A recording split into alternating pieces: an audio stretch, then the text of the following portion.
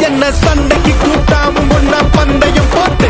நான் அம்பைய போல வந்தண்டி மன்னிப்பு கேட்டு அப்பையும் வீட்டுல போட்டுக்க போறாங்கல்ல போலீஸ் கம்ப்ளைண்ட் முஞ்சா என்ன கூண்டுல நிப்பாட்டு நம்மளுக்கும் இருக்கு சப்போர்ட் உன்னை கூட்டுன்னு போவேன் ஜீப்ல வச்சு கட்டின